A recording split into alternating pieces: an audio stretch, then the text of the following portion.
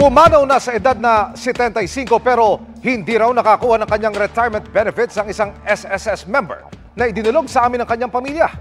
Para maliwanagan kung may makukuha pa ba o sila o wala, tumulong na po ang inyong Kapuso Action Man.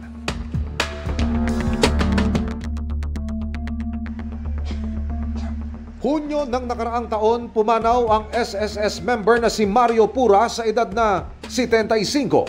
Pero ayon sa naulilang pamilya, huli na nilang napagtanto na hindi nakuha ng ama mula sa SSS ang kanyang retirement benefits. 60 years old ang tatay ko na hindi nagpensyon hanggang sa 75 namatay siya, bali 10 years po.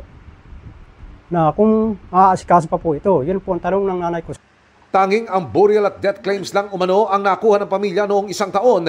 Hangad nilang malaman ngayon kung pwede pa nilang kunin ang hindi nakubrang retirement benefits ng ama. Talagang gusto ko malinawan itong pangyaring ito. Ang panawagan ko po sa SS, sana po makuha na namin.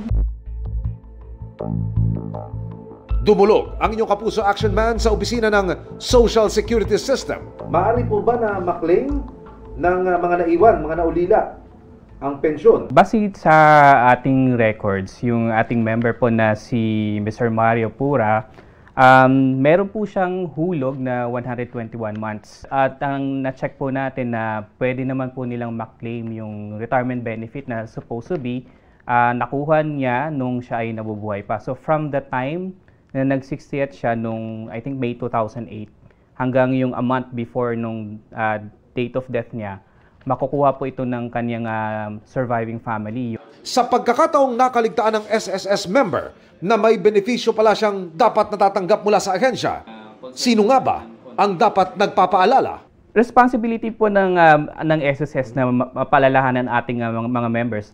Pero dahil sa alam na po naman po natin na meron po tayong 42 million na members. So hindi po natin talagang matututukan yung ating mga members na ma-advise po sila. So, ang paraan natin is yung ating mass platform.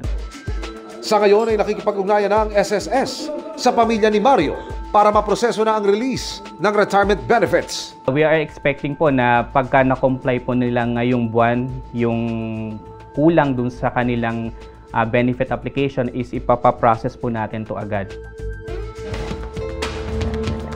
Mga kapuso, kung may problema kayo sa Social Security System o SSS na gusto pong isang guning, maaari kayong magpunta sa tanggapan ng GMA Action Center sa Kapuso Center Building, GMA Network Drive Corner, Samar Avenue, Diliman, Quezon City mula alas 8 ng umaga hanggang alas 3 ng hapon.